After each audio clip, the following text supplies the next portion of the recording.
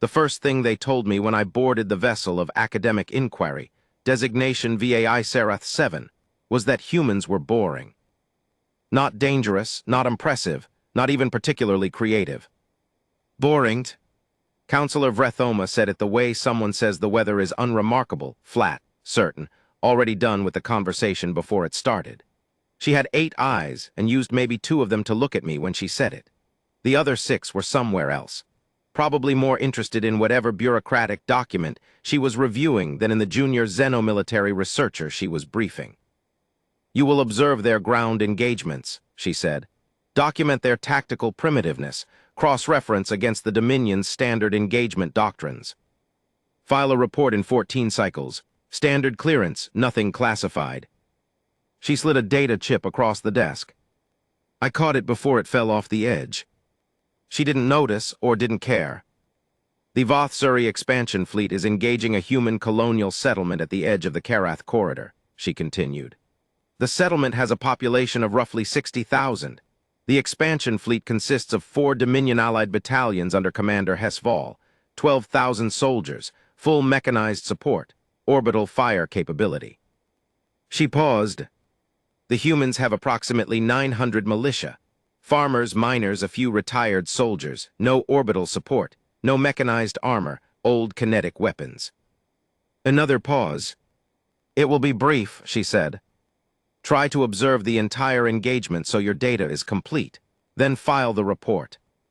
She looked at me then, all 8 eyes, for just a second. Don't be alarmed by the violence. You are a researcher. Observe, document, leave. I told her I understood. I didn't understand anything yet. My name is Sev Koral, and I am what humans would call a war correspondent, except that in the Galactic Academic Collective, we don't call it that. We call it applied behavioral xenomilitary documentation. We study how lesser species fight. We observe. We write it down. We help the Dominion understand what it's dealing with so the Dominion can root around it or absorb it more efficiently. I had done this 14 times before. Twice with the Threk, who fight in rigid hexagonal formations and cry loudly when their geometric patterns are disrupted. Once with the Murin, who deploy bioluminescent threats before combat to attempt to frighten enemies. It works on their own species. Nobody else cares. 3 times with various branches of the Keth remnant clans, who are impressive in short bursts and completely exhausted by the second hour of any engagement. In every case, the pattern was the same. A Dominion-allied force showed up. The smaller species fought back. There was some chaos, some noise, some individual acts of localized bravery. Then the numbers and the technology decided everything, and it was over. Always over by the time I expected. Sometime sooner. I was not expecting anything different with the humans. I had read their file. I had reviewed their military history, which is, I will admit, impressively long for a species their age, but what I found there mostly reinforced Counselor Vrethoma's assessment. Humans fight amongst themselves constantly. They have a chaotic, decentralized approach to warfare. They have no psi-capability, no biological weapons, no advanced energy shielding in their personal infantry. Their technology for individual soldiers is kinetic, projectile-based weapons that fire small metal objects at high velocity, using controlled explosive chemical reactions. It sounds more dramatic when you describe it that way. In practice, against Dominion standard energy shielding, kinetic projectiles from human-era small arms do roughly what you'd expect. Very little. I filed this understanding away and boarded the observation shuttle. The Karath corridor is not a beautiful part of the galaxy. I want to be clear about that because some researchers romanticize their field assignments, and I am not one of them. The Karath corridor is a stretch of contested fringe space that nobody particularly wanted until someone found deep-crust mineral deposits that nobody can afford to ignore. It smells like ion exhaust and bureaucratic compromise. The stars out there are dim. The planets are the kind that geologists call geologically active, and everybody else calls inconvenient. The human settlement on Karath Roman 4 was called Dunmore. I know that name now the way I know very few names. The way you know the name of a place after something happens there that you can't explain and can't stop thinking about. But when I arrived, when my observation shuttle set down on a ridge 3 kilometers from the settlement's outer perimeter, Dunmore was just a collection of structures in a valley. low buildings, a few large processing plants for the mineral extraction operations, a grid of roads, lights on in some windows even though local time was pre-dawn. They knew we were coming. Of course they knew. The Voth Surrey expansion fleet wasn't hiding. 4 battalions don't hide. They don't need to. They arrived in system, established orbital dominance, and sent the standard notification: surrender the settlement by local dawn or face ground engagement. Standard Dominion protocol. Standard language. It had been translated and transmitted to every communication device in the settlement 22 hours before the engagement was scheduled. I watched the settlement through my observation instruments as the night wound down. I expected to see panic. That's what I usually saw. Evacuations, arguments, people running. Species that have never faced the Dominion before tend to dissolve into noise when faced with 12,000 soldiers and orbital capability. What I saw was lights on in every building. Movement, but not chaotic. Organized movement. People carrying things to specific places. A grid of activity that, when I mapped it across the settlement's layout, started forming patterns I recognized from my academic study of human tactical history. Defensive positioning. Not panicked flight, not hopeless argument. They were digging in. I remember making a note in my documentation log at that point. Something like, settlement population showing unexpected tactical organization despite disparity of forces. Possible that retired military elements have assumed command. Continuing observation. A very clinical note. The kind of note you write when you're watching something you don't yet understand. I want to tell you about the valley first because it matters. Dunmore sat in a valley, a natural bowl shape, carved out by ancient glacial activity, maybe 3 kilometers wide and 4 kilometers long. The settlement occupied the central and northern portions. The southern end of the valley opened up into a broad, flat approach from the direction the expansion fleet was coming from. From a purely tactical standpoint, and I had enough academic training to see this, that approach looked like an invitation. Open ground, minimal cover, perfect for a mechanized advance. The expansion fleet's ground vehicles, their Surrey pattern assault platforms, were designed for exactly this kind of terrain. Move in fast across the open ground, establish a perimeter, and the settlement is contained. That's what I would have expected them to expect. I didn't know yet that humans sometimes plan for what you expect them to expect. Dawn on Carathromon 4 comes fast. The planet has a short rotation, about 19 standard hours, and the sun when it rises comes up hard and bright, the way it does on worlds with thin atmospheres. There's no gentle pink horizon. 1 minute it's dark, the next minute it's blazing. The expansion fleet moved at first light. I had positioned my observation shuttle on the ridge at the eastern side of the valley, high enough to see the entire engagement theater, shielded enough that I wasn't a visible target, with full sensor arrays active and 3 separate recording systems running in parallel. Standard protocol for xenomilitary observation. I saw the fleet come over the southern ridge in formation. 12,000 soldiers. They moved the way Dominion Allied forces always move, with the slow, certain confidence of a thing that knows it has already won. The mechanized assault platforms came first, 8 of them, moving in a staggered forward line, their energy projectors charged and cycling. Behind them came the infantry units, 4 battalions arranged in standard advance pattern, flanking elements spread wide to prevent any attempted breakout. Above them in orbit, 2 destroyer-class vessels held position, ready to provide fire support if requested. It was, by any objective measure, an overwhelming force deployment against what should have been an indefensible position. I was running my documentation systems and thinking that this would be a short observation. I was thinking maybe I'd be filing my report 2 days early. Then the valley did something unexpected. It didn't do anything dramatic. That's what I keep coming back to. There was no sudden explosion, no theatrical ambush reveal, no moment where the humans leapt out of hiding places yelling battle cries. What happened was quiet. The expansion fleet's lead assault platforms had crossed maybe 800 meters of open valley floor when the first platform stopped. Just stopped.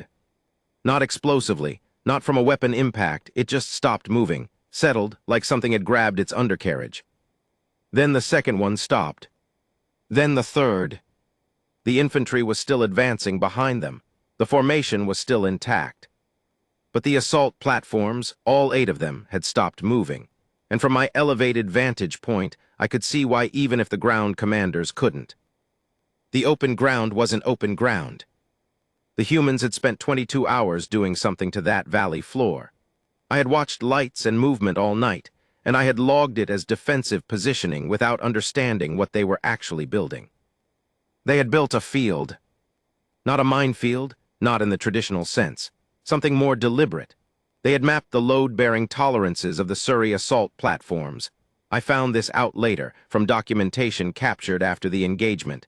And they had systematically weakened the valley floor in the precise areas where the platforms would be forced to travel. Old mining equipment. They were in a mining settlement. They had boring machines, excavators, subsurface cutters. They knew exactly how to destabilize terrain without disturbing the surface appearance. 8 assault platforms, sitting on ground that looked solid and was not. 3 of them had already sunk to their chassis. The others were trying to reverse slowly, which meant they were no longer a forward threat. And that was when the shooting started.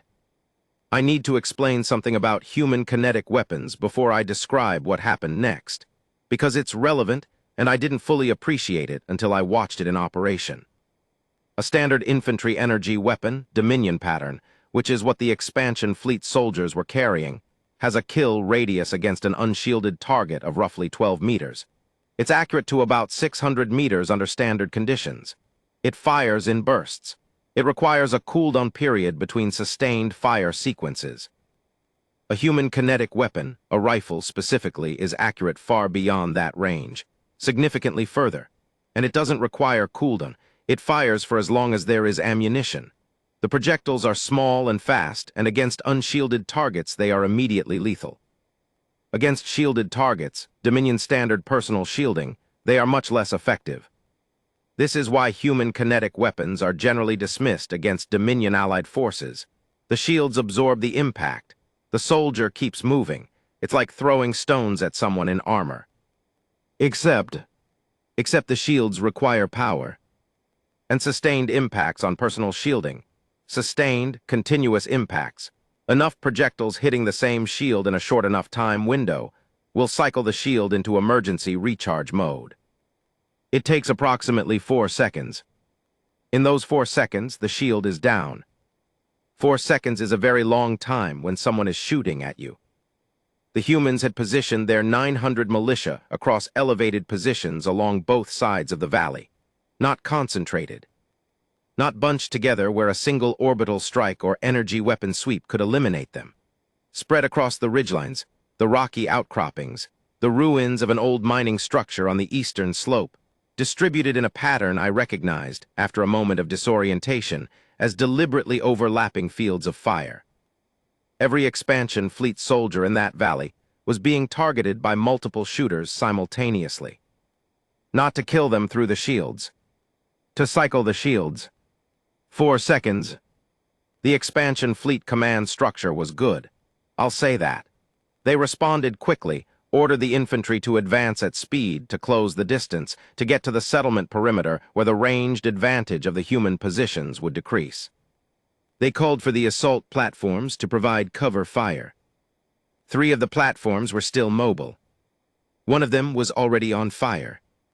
I don't know exactly when the humans had placed the incendiary charges on the platform's exposed fuel coupling. Sometime during the night, I assume, but the effect was dramatic. A Surrey assault platform burning at the center of your advancing formation is bad for morale in ways that are hard to quantify but obvious to observe. The expansion fleet advanced anyway. This is where I need to stop describing it as a tactical exercise and start describing what I actually witnessed. Commander Hesval was, by all Dominion Collective accounts I had access to, an experienced military leader. 43 engagements. Consistent record of decisive action and minimal casualties on the Allied side. When faced with the Valley Trap and the Ridge Fire, he did what an experienced commander does. He adapted. He split his force. 2 battalions pushed left, toward the eastern ridge, to eliminate the shooters there and silence the fire from that direction. 2 battalions continued forward toward the settlement under covering fire from the remaining mobile assault platforms. It was a reasonable response. It was what the humans had planned for. The eastern ridge, where he sent 2 battalions to clear the shooters, was not where the shooters were. The humans on the eastern ridge were approximately 80 people. Positioned to draw attention, positioned to draw fire, positioned with enough cover to survive and keep shooting long enough to keep 2 battalions occupied on rough terrain while they slowly and methodically advanced up a slope that got steeper the further they went. The actual concentration of human militia, 600 fighters, was underground. They had mining tunnels. Of course they had mining tunnels. It was a mining settlement. They had spent 22 years boring into the rock under that valley, and they had spent the last 22 hours finishing and connecting specific sections of tunnel that ran directly under the eastern half of the valley floor, directly under where one of the flanking battalions was advancing. The tunnels opened. Not with an explosion. Not with a dramatic moment. Panels in the ground, placed over the last 22 hours, lifted, and 600 humans came up out of the ground inside the defensive perimeter that the expansion fleet had been so certain it had established around an empty approach route. Inside. They came up inside the formation. At point-blank range. I watched this happen from my ridge.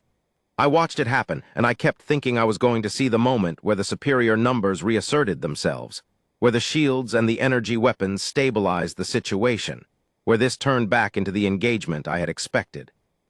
It didn't, because inside the formation, at point-blank range, in close quarters, the personal shields were not designed for omnidirectional simultaneous impact. They were designed for forward-facing threats. They were designed for the kinds of firefights Dominion Allied forces trained for: organized lines, clear directions of fire. At point-blank range, with humans coming up from multiple ground positions simultaneously, in every direction the shields cycled constantly. 4 seconds, recharge, 4 seconds, recharge. And in those 4 seconds, the humans were not standing still and waiting. I have reviewed my documentation recordings many times since Karath Roman 4. I have tried to be objective about what I observed. I was trained to be objective. I was trained to document without emotional investment. I was trained to see tactical events as tactical events, to observe the mechanics of violence the way a biologist observes a predator-prey interaction. I cannot be fully objective about what happened in that valley.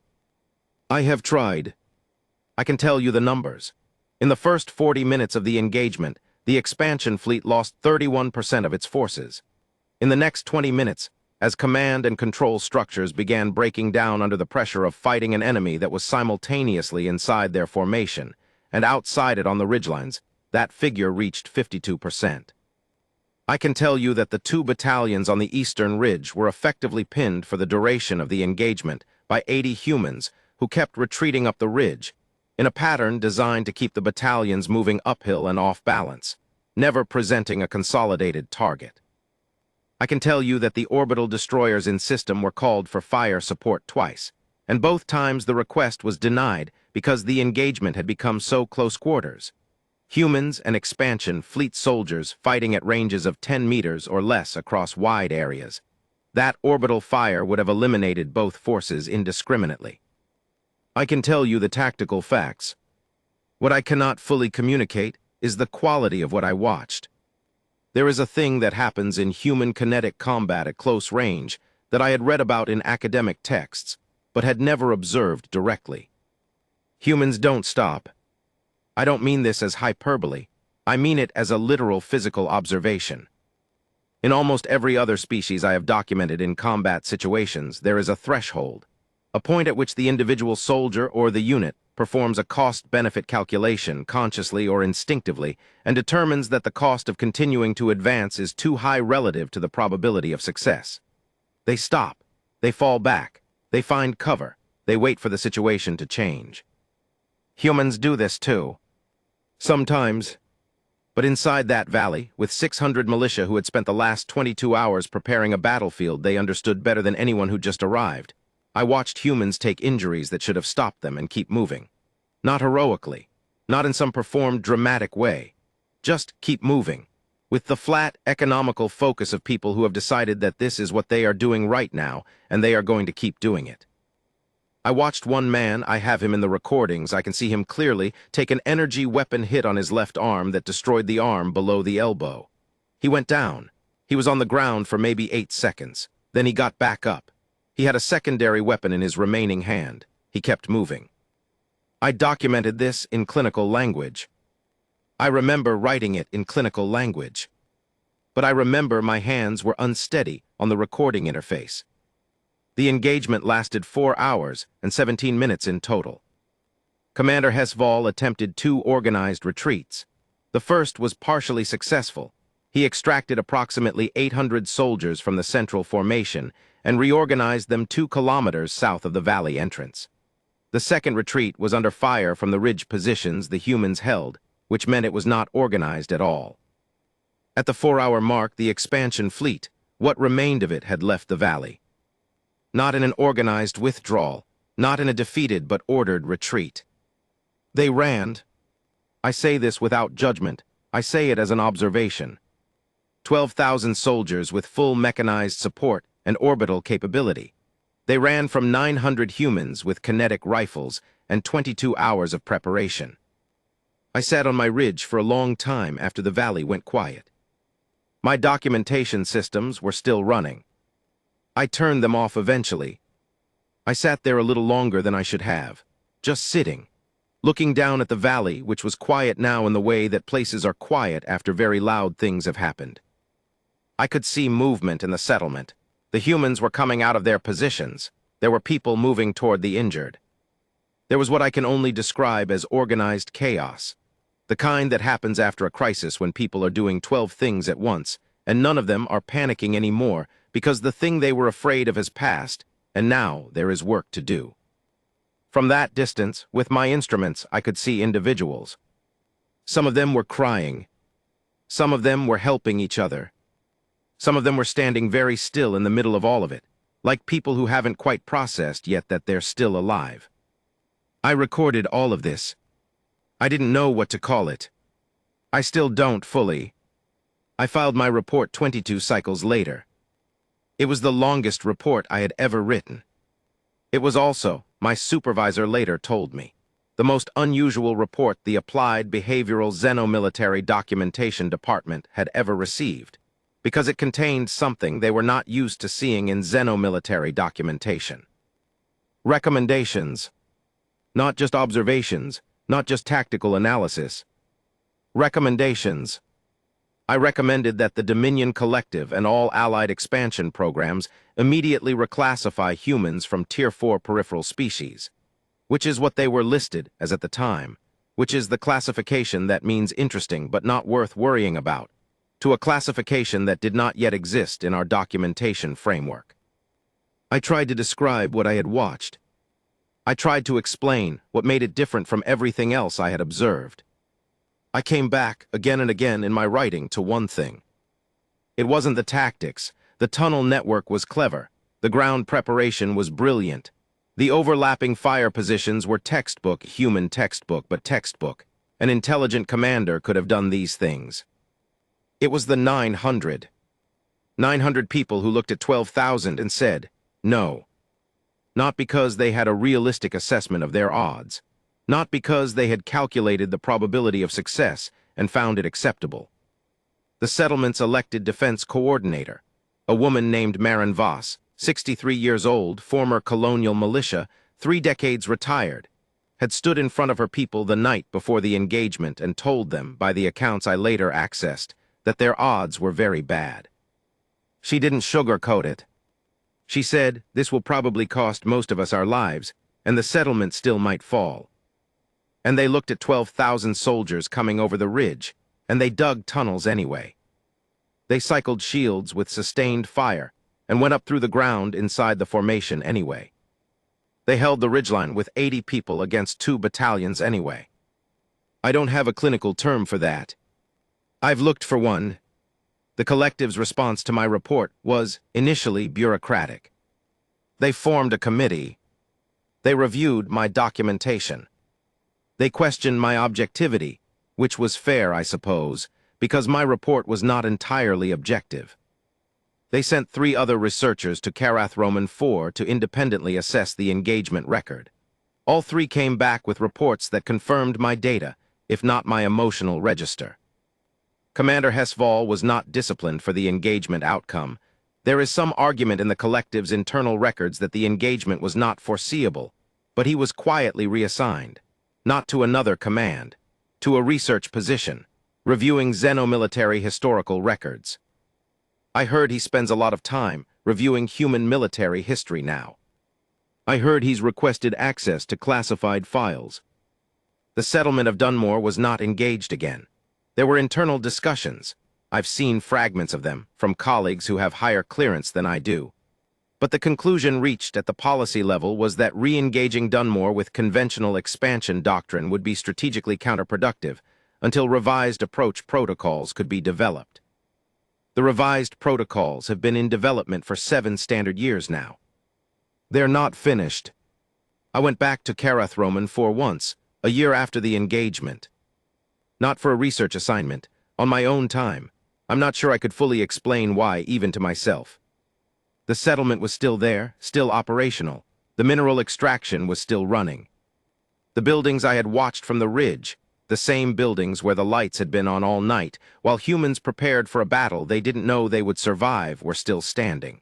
Some of them had been repaired. Some of them had new additions. I didn't make contact with anyone.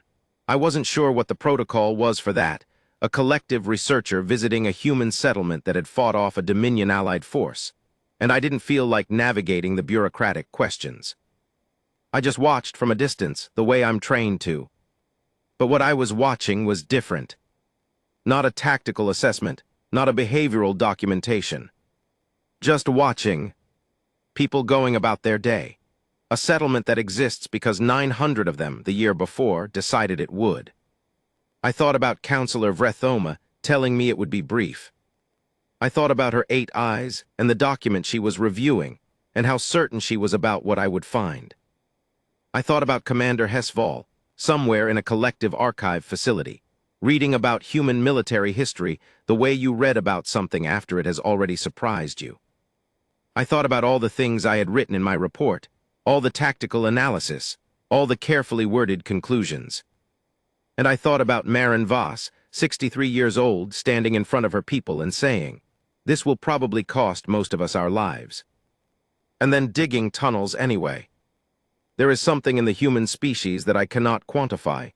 I have tried. I have approached it from the behavioral direction, the historical direction, the neurobiological direction. I have read papers by colleagues who have studied humans longer than I have, who have more data, better instruments, longer observation records. None of us have a good term for it. The closest I can come is this.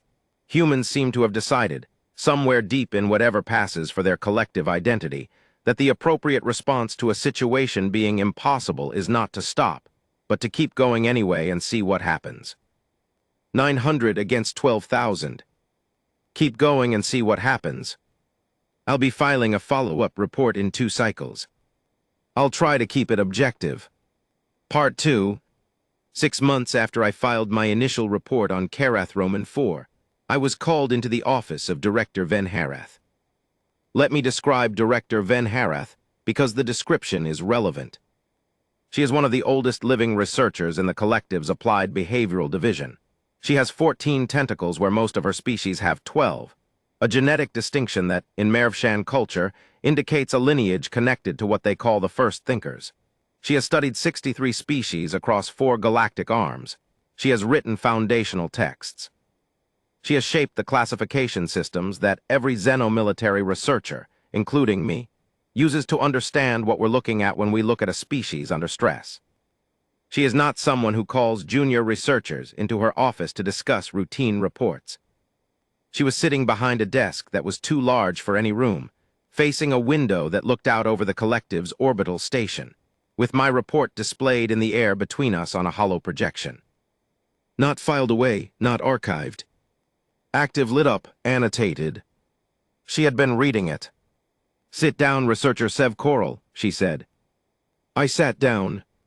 She didn't say anything for a long moment. She was reading something on the projection. My report. One of the sections I had written about the tunnel strategy, I think. Then she said, "I want you to go back." I said, "Back to Karath Roman 4. She said, "No, somewhere else. I want you to observe a second human engagement, a different scale. Different conditions. I want to know if what you saw was specific to that settlement, or if it's—" She paused. "Systemic," she said finally. I told her I would need a briefing. She handed me a data file. "You'll have it on the shuttle," she said. "You leave tomorrow." She turned back to the projection. She didn't dismiss me. She just stopped looking at me, which in Mervshan culture is how you indicate a conversation is over. I picked up the data file. At the door, I stopped.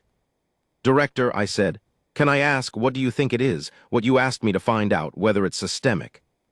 She was quiet for a moment. "I think," she said, still looking at the projection, "that the collective has been making a very large assumption about the humans for a very long time. And I think your report suggests the assumption may be wrong."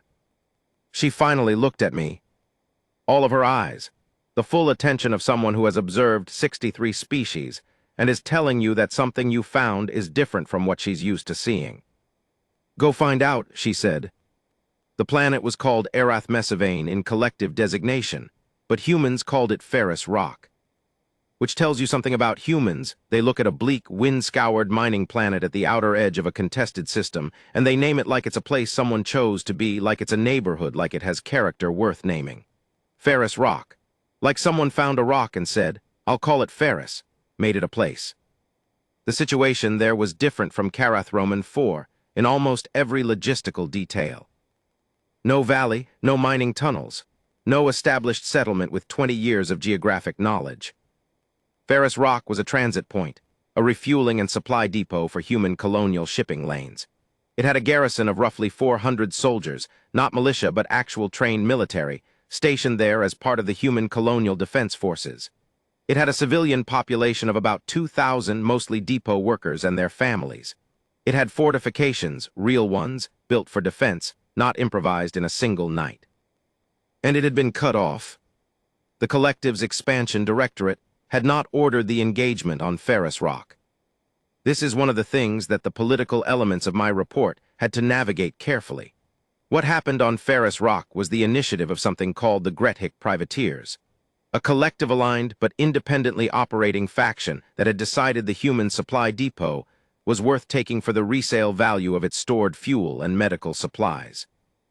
Privateers, which is, in the collective's technical framework, a species or organization that operates under a letter of engagement, but not under direct collective command. It means nobody is quite responsible for them. It means when things go wrong with privateers, the collective can look at the wreckage and say, "Not ours." The Grethik privateers had 600 fighters, well-armed, experienced. They had a reputation for fast, violent, conclusive operations. They had taken 14 depots across 3 systems in the past decade. None of those engagements had lasted more than a standard day. They surrounded Ferris Rock at the beginning of the local winter season, which on Ferris Rock means winds that the settlement's meteorological logs described as sustained hurricane force, which is a human phrase I had to look up and then look up again because I didn't believe the first answer. 160 kilometers per hour sustained, gusts to 230. In those conditions, aerial support was impossible. Orbital targeting was degraded by ionization. Visibility at ground level was measured in meters. Perfect conditions, the Grethik commanders apparently believed, for surrounding a garrison that couldn't see you coming and couldn't call for air support. Perfect conditions, as it turned out, for something else entirely. I was on Ferris Rock when the privateers arrived. This was part of my brief from Director Van Harath. Not distant observation this time. She wanted me closer. She wanted a ground-level documentation perspective. I was embedded, technically, with the civilian administration. The depot manager's office had agreed to give me observer access in exchange for collective assurances about the outcome of the engagement. The depot manager's name was Karak Osai. He was a large, unhurried man who spoke slowly and smiled often, and had the manner of someone who had worked in difficult, remote places for a long time, and had made peace with every inconvenience that implies. He didn't seem particularly frightened when the Grethik surrounded the depot. He seemed annoyed. The way you're annoyed when something interrupts a schedule you've spent time organizing. He called a meeting in the main depot operations center, a large room full of monitoring equipment and communication arrays, and he briefed the depot staff and the garrison commander together, and the briefing was the most understated crisis communication I have ever witnessed. He said, "The Grethik have surrounded us. They want the depot. We're not giving it to them. Captain Rowe has her assessment of our defensive options, which she'll share next. My job is the civilian operations, so I'll be keeping the fuel processing and medical storage secure. Any questions before we get into it?" 3 people asked questions. He answered them. Then Captain Rowe spoke. Captain Selin Rowe was maybe half Carrick Osai's size and twice as intense. She had short gray hair. She was probably 60, maybe older. I'm still not good at estimating human age. And she stood at the front of the room with a posture that I can only describe as deliberately still, like someone who has learned that stillness communicates something useful in a crisis. She had a map of the depot and the surrounding terrain projected behind her. She said, "They've got 600. We've got 400. They've got better weapons in terms of raw firepower. We've got the buildings, we've got the weather, and we've got the fact that they're idiots." Someone laughed. Not nervously, actually laughed. She didn't smile, but something in her posture indicated she'd noted the laugh and considered it appropriate.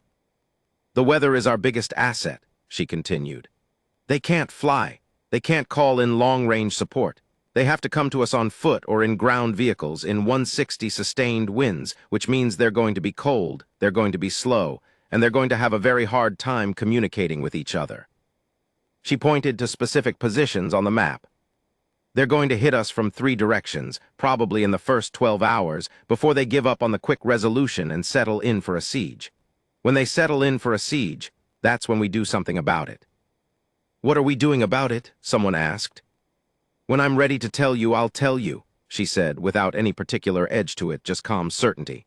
"Right now your job is to hold the perimeter. Do that and I'll handle the rest." She looked around the room. "Any of you been in a firefight before?"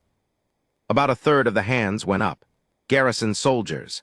A few civilian workers who had clearly had interesting histories before they ended up at a fuel depot. "Good," she said. "The rest of you stay close to someone with a hand up. Watch what they do. Do the same thing, you'll be fine." She dismissed the meeting. I watched people file out of that room. They were not panicking. Some of them were scared, I could see it. The elevated tension, the tight movements, the occasional expression that people let slip when they think nobody is watching, but they were moving with purpose. They were going to do specific things. They had been told what to do, and they believed they could do it, and they were going to go do it. I have studied 63. No, that is Director Van Harath's number. I have studied 16 species in crisis situations. I had never seen this before. I had seen fear. I had seen flight. I had seen organized retreat, organized surrender, organized breakdown. I had not seen this specific thing, which I will try to name.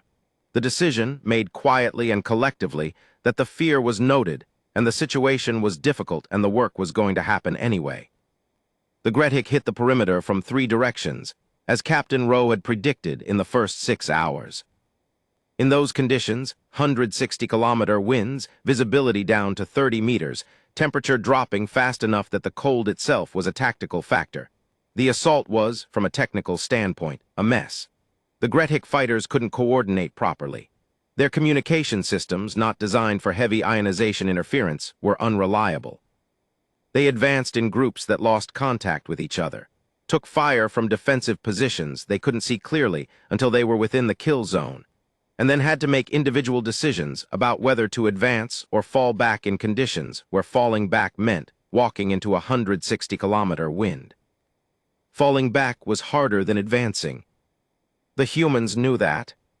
Captain Rowe had positioned her people so that the engagement would happen at ranges and in conditions where the Grethik's superior firepower, their energy weapons, were at the largest disadvantage, and the humans' kinetic weapons, which don't care about ionization or weather in the same way, were most effective. The perimeter held through the first wave. Then through the second wave, 4 hours later. Then the Grethik, as Captain Rowe had also predicted, settled in. They established a ring around the depot, not attacking, waiting, intending to starve the garrison out or freeze them out or wait for the weather to clear so they could use their aerial and orbital assets. I was inside the perimeter during this. I was documenting everything. But I also want to be transparent that at some point in those first 18 hours, my relationship to what I was observing shifted in a way that I am still trying to articulate in my academic writing. I was not just observing. I was in the building. I was near the people. I ate a meal with 3 of the garrison soldiers. Not by formal arrangement. They just handed me food and sat down near me and started talking about something else entirely. A sporting event that was scheduled to be broadcast the following week. Whether the signal would be good enough to watch it given the ionization. And I thought, they are talking about a sporting event. They are surrounded by 600 privateers in conditions that will kill you if you stand in them too long. And they are having an argument about whether the signal will be good enough to watch a sporting event next week. Like they already know they'll be here next week. Like the outcome is already a settled question. On the second day, Captain Rowe did something about it. She had been waiting, she told me later in a brief conversation she agreed to for my documentation record for the Grethik to finalize their ring positions. She wanted them settled, stationary, cold. She sent out 40 soldiers. Not in a defensive action. In a storm, in a 160-kilometer wind, she sent 40 people out through a secondary service exit on the northern face of the depot, into conditions that I would not have voluntarily entered in any circumstances, to do something specific. They went to the Grethik's primary communication relay. The Grethik had set it up a kilometer north of the depot, far enough back that they thought it was safe, close enough that it could maintain signal in the interference conditions. It was their command and control hub.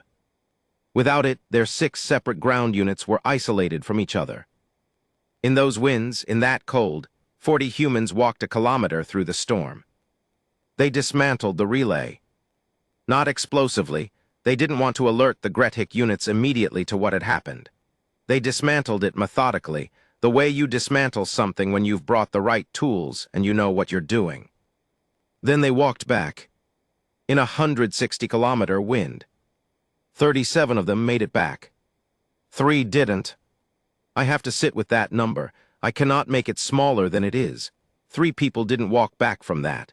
Their names were in the mission record I was later able to access. I'm not going to put them in this report because they're not mine to put here, but I know the names. 37 walked back into the depot. Frost damage on exposed skin. 2 with injuries from falls in the wind. 1 with a broken collarbone from an equipment failure mid-journey. 37 walked back, and the Grethik ring around the depot became, without knowing it yet, 6 isolated and uncommunicating units. What followed over the next 31 hours, I am going to describe as clinically as I can, because that is what my report required of me. Captain Rowe took her garrison, 360 soldiers, because 40 had been sent on the relay mission, and she hit each of the 6 isolated Grethik units in sequence. Not all at once. 1 at a time. The units didn't know they were being attacked sequentially because they couldn't communicate with each other. Each unit, when it came under assault, did what any isolated unit does. It held position and tried to call for support. No support came. The calls went to a relay that no longer existed. By the time the first unit figured out that support was not coming and began its retreat, 3 more units had already been hit and dispersed. By the time the remaining 2 units began to understand the full shape of what was happening, that they were 6 separate targets being taken apart one at a time in a storm that prevented any coordination, it was too late for that understanding to help them. The engagement ended in the early hours of the 3rd day. The Grethik withdrew with 60% of the force they'd arrived with. The depot was intact. The fuel stores were intact. The medical supplies were intact. The sporting event broadcast happened the following week. I don't know if the signal was good enough. My second report was longer than my first. Director Van Harath read it in full before our debrief meeting, which I know because when I came into her office, she was sitting with all 14 tentacles folded, which is her resting thinking posture, not her reading posture, and she had clearly already processed everything and was waiting for me to sit down so she could ask questions. She asked me 14 questions over the course of 2 standard hours. Detailed, specific, technically sophisticated questions about tactics, decision-making timelines, behavioral indicators, communication patterns under stress. At the end of the 2 hours, she was quiet for a long time. Then she said, "It is systemic." I said I believed so. She said, "Not every human will do this. There is variance in the species as there is in all species. But the capability, the specific combination of group cohesion under existential pressure, adaptive problem-solving in real time, and what I can only call willingness to absorb cost, this is not cultural. It is not specific to one settlement or one garrison or one commander." She paused. "It's structural," she said. "It's how they're built." I asked her what she thought the collective should do with that information. She was quiet again for a long time. "What I think," she said finally, "is that the collective has been very lucky that humans have been fighting mostly themselves for most of their history." She looked at me. "Because what you have documented is a species that loses badly, loses repeatedly, gets defeated, gets conquered, gets reduced, gets scattered, and then reorganizes, and then does it again." She let that sit. "They have been doing this for the entirety of their documented history," she said. "Every single time, they lose, they reorganize, they do it again. There is no documented case, I checked, of a human society being permanently and completely destroyed without the survivors continuing to resist." She stood up. The meeting apparently was over. "File your combined recommendations," she said. "I'll see that they reach the correct levels." At the door, she stopped me. "Researcher Sev Koral," she said, "you are the second researcher in the past 15 years to submit a classification change recommendation for humans." I said I hadn't known that. "The first," she said, "submitted their report 12 years ago after observing an engagement in what humans call their Eastern territories. They used almost the same language you did." She paused. "We filed it," she said. "We formed a committee, we discussed it. We tabled it." She looked at me with all 14 tentacles, and all of whatever passes for expression in her species. "Try not to let that happen to yours," she said. Then she walked out. Part 3. I want to tell you about a conversation I had with a human, because it's relevant to everything I've written above, and I don't know where else to put it. Her name was Yetta Caro. She was a fuel technician at the Ferris Rock Depot, part of the civilian staff, not the garrison. She was in her late 30s by human reckoning, which is young for a species with their lifespan, and she had come to Ferris Rock 4 years earlier because the pay was good and she had debt to clear and the work was straightforward. She had not signed up for a privateer siege. After the engagement ended and the depot was secure, and the medical teams had done their work, and the preliminary documentation period was over, she found me sitting alone in the depot's common area, reviewing recordings, and she came over and sat down across from me the way humans sometimes do when they want to talk and are deciding whether to start. She looked at my documentation equipment. "You're the researcher," she said, "the one from the collective." I said yes. She was quiet for a moment, looking at the table between us. "I wasn't brave," she said. "I want to say that, whatever you're writing down, I wasn't brave. I was scared the whole time." I told her I knew. She looked up. "Then what are you writing about?" she said. I thought about how to answer that. "I'm writing about what people do when they're scared," I said finally. She considered that. "We held the line," she said. "That's all. We held the line and then Rose people did the hard thing and then it was over." "That's not a small thing," I said. She shrugged. "The human gesture for this is obvious and not particularly noteworthy." "What else were we going to do?" she said. And there it was. The thing I had been trying to name across 2 reports and 600 pages of documentation and 14 debriefs with Director Van Harath and countless replays of recordings from 2 different engagements. What else were we going to do? Not said with defiance, not said with pride. Said the way you say something that is so obvious it barely requires saying. The way you state a fact about the world that you're not sure why someone would question. What else were we going to do? I don't have a clean answer to that question. I've been thinking about it since Ferris Rock. I'm still thinking about it now. But I'll tell you what I've come closest to. Every species I have observed in crisis has a threshold, a point at which the cost of continuing exceeds what the collective nervous system, biological or cultural, is willing to pay. It's not a weakness. It's rational. It's how survival-oriented organisms work. At some point, stopping is the smarter choice. Humans have this threshold too. But the threshold is somewhere else. Not absent, not impossibly high. Somewhere different than where it should logically be, where it is in every other species I have observed, where the numbers say it should be. Somewhere past the point of 12,000 versus 900. Somewhere past the point of 600 vs 400 surrounded in a 160-kilometer wind. Somewhere in the territory of what else were we going to do?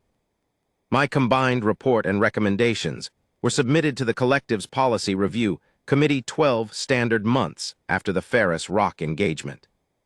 I am told the committee is taking the recommendations seriously.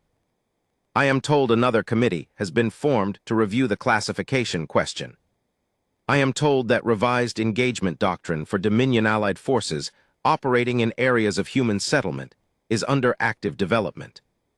I am told many things. In the meantime, humans continue to colonize the edges of contested space. They continue to set up depots and settlements and mining operations in places the collective considers peripheral. They continue to name rocks after people, to argue about sporting event signals, to plant lights in windows the night before a battle and dig tunnels in the dark. I continue to document. I have been assigned 3 more observation missions in the past year, all involving human-contested territories, all involving force disparities that the initial engagement projections rated as one-sided. None of them ended the way the initial projections suggested they would.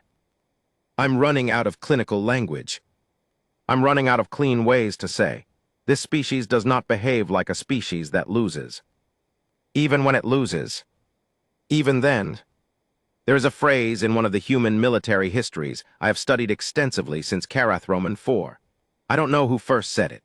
It appears in multiple forms across multiple human languages across multiple centuries of their history, which means it is not one person's idea but something closer to a cultural conclusion. Something the species arrived at together somewhere and kept saying because it kept being true. The phrase is this: not dead, not done. I have no equivalent in any collective language. I don't think that's a coincidence. Part 4. 18 months after the Ferris Rock engagement, Director Van Herath died. I mention this because she was part of the story, because she was the person who sent me back, who asked the right question, who named the thing I had found as systemic before I had quite gotten there myself, because she spent her last working months pushing my recommendations through layers of collective bureaucracy that are not designed to move quickly and generally do not. The committee that reviewed my recommendations, the second one, the one she had specifically requested be constituted differently from the first, issued a preliminary finding 3 weeks before she died. The humans are to be reclassified, not to one of the existing tiers, to a new one. The designation is still being written. The language is still being negotiated. There is an entire subcommittee working on how to communicate to the broader collective something that does not fit the frameworks that the broader collective uses. But the preliminary finding is there. The assumption was wrong. I was given access to Director Van Herath's notes after her death. Not all of them, there are privacy protocols, and there are sections of her work that remain classified. But her annotated copies of my reports were considered documentation records, and documentation records are archived and accessible. She had annotated them extensively. I read through the annotations over the course of several days. Most of them were technical observations about my methodology, suggestions for alternative analytical frameworks, questions about specific moments in the recordings that she wanted more detail on. But at the end of my first report, After the section where I described watching the engagement from the ridge after the expansion fleet had withdrawn, there was a single annotation. It said in her handwriting, "The correct question is not, why do they fight this way? The correct question is, what does it mean that they fight this way, and what does it mean that we did not know it?" I have been sitting with that annotation for a while now. I think she was right.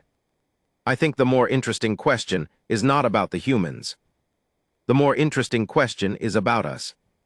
About what it means that the collective, with its 63 species, its millennia of documentation, its foundational texts and classification systems and research departments, looked at the humans for generations and called them Tier 4 peripheral and boring, and not worth worrying about.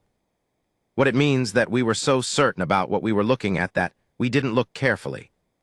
What it means that it took a junior researcher at a routine observation mission to file a report that said, "Something is different here, and I don't know how to classify it, but I know we need to start paying attention." I don't have clean answers to these questions either. But I think they're the right questions.